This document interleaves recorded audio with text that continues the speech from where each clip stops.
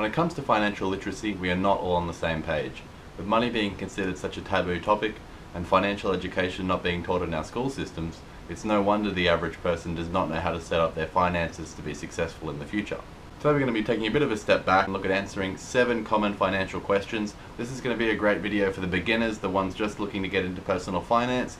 You may have heard a lot of these terms and phrases used, but you don't fully understand it. So this is going to be a little bit of a cheat sheet to kind of get you up to speed with some of the common things you need to know. So without further ado, let's get into the video. So number 1 on our list is, what is a budget?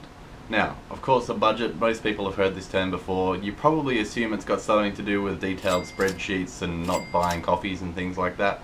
But generally speaking, what a budget is just a plan for your money and where it's going to go. Consider yourself like a business. Would a business be able to operate successfully for the long term if they didn't track their spending, have cash flow statements, monitor their expenses, look at how they can improve things year after year? Of course not. They'd go bust pretty quickly. You need to run yourself just like a business, because after all, you're in the business of you.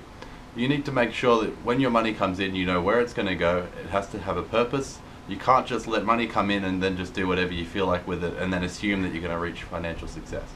It doesn't work like that. You have to be intentional. I'm not saying that you have to keep a super detailed spreadsheet like some people do, tracking every single cent, depriving yourself of coffees and not eating out ever and that kind of thing. That's extreme frugality, and that is sort of a part of budgeting, but it doesn't have to be quite so depressing. For example, rather than opting for the super detailed stringent spreadsheet approach, you might prefer something more like a 50-30-20 rule. This is a bit more of a general budgeting philosophy you can follow. If you don't want to be too detailed and spend too much time tracking it all the time, you can just go with the simple rule of, I'm going to assign 50% of my income towards my general living expenses, which would be your housing, rent, mortgage, utilities, anything you really need to kind of keep you alive, sheltered, warm, that kind of thing. 30% can go to your investments, so that'll be 30% that can go into your savings account to put towards your investments. That can go straight into some investments if you want to buy some stocks, ETFs, whatever. Or if you're paying off debt, this would be the money you would dedicate to that. So you want to focus on getting out of debt first. Cool. Put that 30% into it if that's what you can do. And then 20% you want to leave yourself for some fun money. This is the money that you don't really have to be too strict on. That might be the money you spend to go on movies, going out for dinner, that kind of thing. Just a little bit of extra money to keep yourself happy and maintain your quality of life without going too overboard. By doing a simple method like this, you can not take too much of the fun out of life, but you can have a rough idea of where your money's going just by breaking it up a little bit and giving it some purpose. So I hope you're a little bit more clear on what budgeting is and what it can look like and how it can benefit you in the future. Now, point number 2, should I use a credit or debit card? The only real way to answer this is it depends. Depending on your age, circumstances, location, goals, background, these can all play into what is the better choice for you, and there's really no right answer. I think the best thing I can do is just break down some of the positives and negatives of each, and then let you make your own decision, and I'll give you a little bit of insight into what I'm doing as well, just for reference. Looking at credit cards first, some of the goods are that it can build credit history, it can help your credit score if you're in a location where that matters, you can earn loyalty points that can be spent on subsidized or free travel or other incentives, it can provide additional security and safety in the forms of fraud protection, travel insurance. Credit cards can also be useful if you're in a more advanced financial situation, such as if you have a mortgage and you're paying a certain interest rate on that mortgage with an offset account. You want to have as much of your money in that offset account for as much time as possible to maintain the savings of that. So you might find it beneficial to put all your spending on a credit card for the month to maintain the entire month of having your extra cash sitting in that offset account, saving you money on your mortgage. And then at the end of the month, before the interest period ends on the credit card, you just go and wipe that straight off, pay it. You won't pay a cent in interest on the card, but what you will have is unlocked the extra savings and interest by leaving your cash parked for those extra couple of weeks, as opposed to you having actually just spent that outright. So, that's a specific example, but it is an example of where a credit card can be useful. Some of the bads of a credit card are that it can have yearly fees.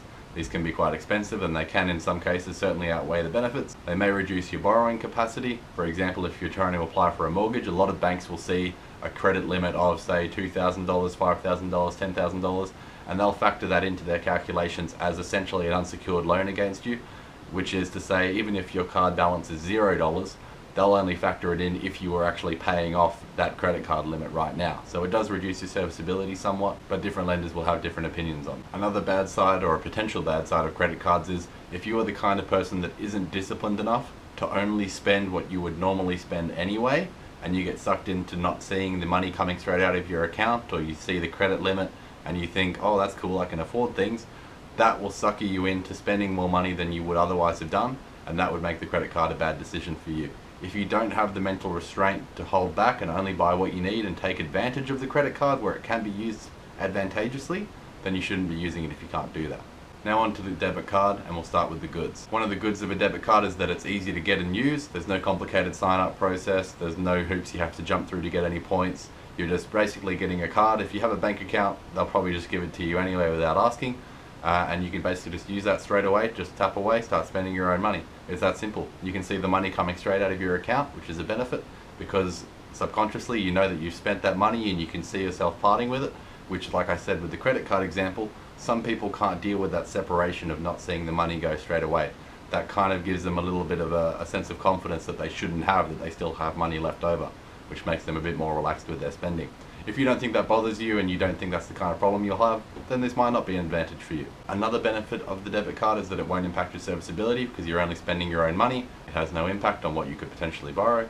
And another benefit of debit cards is they will usually have much lower, if any, transaction fees compared to credit cards. Onto the bads for debit cards. They will offer minimal to no fraud, security, or extra travel insurances or things like that for the most part. You might find the odd exemption, but generally those kind of benefits and perks are with credit cards. The next bad side is that it won't really build your credit history because it's not showing your ability to be trusted with other people's money, which may or may not be a significant impact for you depending on what you're trying to do and what your financial strategies are. And finally, the other bad is that it just might not be squeezing the most out of your money. If you're the kind of person that likes to get, the absolute most out of every opportunity financially in all those aspects, then sure, maybe a credit card for you would be better utilized. If you're the kind of person that likes to squeeze it for the most that they can, you might find a couple of extra wins with the credit card by being a bit more strategic. But that's up to you. A quick note for what I do is I actually use both the debit and credit card for different things. I live in Australia where, credit scores and credit history are somewhat important, but nowhere near the level of importance as they are in the US. As well as the fact that the travel rewards and things like that aren't quite as good as the US either. Generally speaking, our cards do come with travel points and things, and they are okay, but with the extra transaction fees and stuff, it doesn't really work out to be that good of a deal in most cases. So I do have it. I have it for the purpose of getting in the habit of having it and learning to make regular repayments and keeping on top of things. For the benefits we talked about, such as fraud protection and things like that for some purchases, it's nice to have the peace of mind. But generally speaking, I kind of just bounce between the two. I kind of just try to put a couple of little expenses here and there on the credit card and just pay it off at the end of the month, or if there's a big purchase that I want to put on it, just so that I can leave my other money in the savings account a bit longer or something like that, depending on where I am in my payday cycles and things. I try to just use it to my advantage there. But in the many years I've had a credit card, I've never paid a single cent in interest, so that's something important to keep in mind. I've been able to do that because I'm disciplined and I don't treat my credit card any differently to what I would with a debit card. I spend it just like it's my own money, just with the extra note that I have to go and move some money over at the end of the month. So it's not a big deal for me, but you'll have to make your own decisions. Number 3, when should I start saving for retirement? Guys, the answer is now. If you haven't started yet, and if you have a time machine, I would recommend going back maybe 10, 20 years and starting then. The best time to start is now, because that's all you can really do. By starting early, you give your money the best possible chance to grow and take advantage of compound interest. And if you start later, it's going to put more stress on yourself financially to try and make up for that gap. After all, you want your money to be doing the heavy lifting for you. So the sooner you start, the better it is.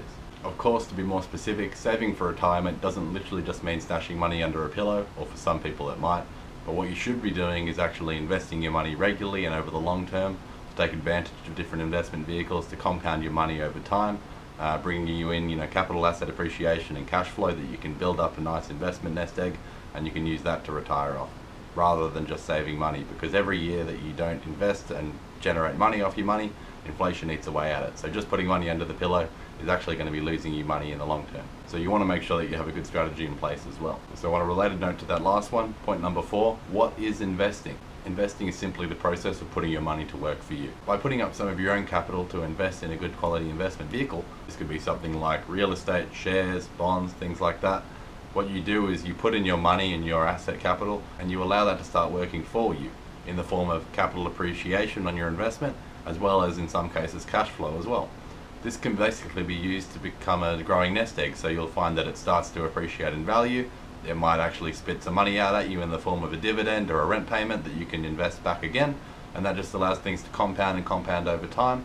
And before you know it, your investment is growing far greater than what you'd be able to just save simply by working and putting money away, because you're doing that, plus with the added effects of your investment generating its own capital returns too. And not to mention, with a lot of investments, there can be a lot of tax incentives available as well that you need to be aware of. Speak to a good accountant about this in your own case though. I need to mention as well that the kind of investment vehicle you might want to choose is going to be based on a number of different factors. These could include your location, age, risk tolerance, how close you are to retirement, and generally speaking, the state of the economy and what you perceive it to be. These things can all play a role in it. So you need to take those into account before you make any decisions, and I highly recommend speaking to a professional for your own advice. If you do want to learn more about different investment vehicles and my take on things, please consider subscribing as well for more videos on finance and investing in the future. On to point number 5, what is the difference between good debt and bad debt? You may have heard these terms before and they might sound a little bit weird, but I'll explain them in just a moment. I first heard the difference between good debt and bad debt when I read Rich Dad Poor Dad by Robert Kiyosaki many years ago. Very popular book, I'm sure many of you have heard of it or read it as well. Essentially, good debt is debt that makes you more money than it costs you, and bad debt is debt that basically takes away your money for no real purpose. Some examples of this could be a mortgage on an investment property. That would be considered good debt, because even though you might be paying, say, a 3.5% interest rate to the bank for the mortgage on the property, your investment property might be generating you a 5% average return in capital appreciation, and maybe generating you a 5% additional rental yield as well. That means that the property could be generating on average about a 10% return at a cost of about 3.5% for you to have that mortgage. In that case, the debt is working for you and it facilitates a greater return. Therefore, it's good debt, and you're okay to have that if you are in the right scenario. Bad debt would be something like a credit card, with a 15 or a 20% interest rate. In many cases, it's stuff that you've bought and used, or you've already got in the background, and you aren't really seeking much benefit from it anymore, but you're still paying it off in interest repayments to someone else. In almost all cases, a debt like that would be considered a bad debt, because really all it does is take away the opportunity cost of that money. So in that case, the debt is crippling you and it needs to go. Popular finance question number 6, how much do I need to retire? Now this again is one of those things where I can only answer purely with an it depends. There's so many variables here. Your location, how old you are, how long you plan to stay alive, that's seriously a consideration. What the tax rules are like where you live, what your risk tolerance is, all those kind of things play a part. For some people they might be able to comfortably retire on $300,000, others might require $3 million, it's totally up to you. Your quality of life is obviously going to be a huge factor in that. Do you want to maintain your current status of living? Would you like to live more lavishly in retirement, or would you be okay eating rice and beans for the next 20 years? It's all up to you. There are some examples of calculators on the internet you might find that can help you give a rough idea, but a very popular methodology that people like to follow and plan towards is the 4% rule, or the 4% safe withdrawal rate rule. This is essentially where you work out how much money you'll need in income in retirement to maintain the standard of living you want. Let's say that would be $100,000, then you work backwards at a 4% withdrawal rate. So you work out, how much capital do I need invested so that it will generate me comfortably $100,000 at a 4% withdrawal rate? The reason for this is this is generally deemed as a safe area where the investment will still be growing and generating enough return where it can continue to grow, while you can still sort of pull a little bit of it out and live off that without it actually eating into your principal, so that you should never in theory run out of money. Of course, a lot of people have some different opinions on this. Some say that 4% might be too conservative, not to mention that if you happen to run into a financial crisis right after you start to retire, this can have some significant impacts on these numbers as well. So I wouldn't say this is a be-all end-all rule. I certainly wouldn't take it at 100% face value. I would take it with a grain of salt. It's one of the things that I like to have in the arsenal just for playing around with numbers and seeing what's possible and seeing what you can work towards, but I wouldn't take it as the only plan. I think the best thing you can do is deal everything with safe numbers when you're doing your calculations. Plan for worst case scenarios and plan for the maximum amount you'll need. Work towards that and just see how you go. It'll give you a rough idea at least, and it's something to work towards. But once again, this is not professional advice. If you really want to plan a detailed retirement plan, you'll want to seek a financial professional. Last but not least, point number 7, what is an emergency fund? You've probably heard the term emergency fund quite a lot. It's become very, very popular in the last, I'd say, 5 or 10 years. A lot of books talk about it, a lot of blog posts talk about it, a lot of YouTubers talk about it, even those that aren't in the finance niches. But essentially an emergency fund is just money that you keep in a very liquid and easy to access and stable place. Something like a high interest savings account would be a good example of that. Basically what you would want to do in most cases is have 3 to 6 months of expenses stashed away, depending on your age, risk tolerance. If you have a family, if you're single, living at home, blah blah blah, this can all play into how much you think you might need. If you're the kind of person that's got 3 kids, a wife or a husband, and 4 investment properties, you might want to have 12 months of living expenses stashed up for a rainy day. But if you're a student living at home, maybe 2 months is fine for you. Basically what that money is there for is to actually, with the intention of never being spent unless it's an absolute emergency. So, there's a lot of horrible statistics out there that a $1,000 emergency will send a whopping amount of people into debt. I forget the exact numbers, but it's horrifically high. So to avoid that, an emergency fund is the key. If you have 6 months of expenses sitting there just for the purpose of a rainy day, if your car breaks down unexpectedly and you really need it to get to work, or you run into some medical emergencies, or a loved one of yours does as well, you have that money on hand just to be able to cover that expense and keep on moving without having to go into any additional debt or having to go through any additional hardships if you had not had that money, or without having to go into any additional hardships for not having had that money. So really, emergency funds are just for giving you that additional confidence and peace of mind, and to keep you on track financially. If you were in the position where you had a big unexpected expense come up and the only money you had available was, say, a credit card or your money that you have invested, if you put it on the credit card, you might have to end up paying interest on that if you can't pay it off soon enough, which would hurt you financially. Or even worse, you might have to actually sell off some of your investments at an inopportune time.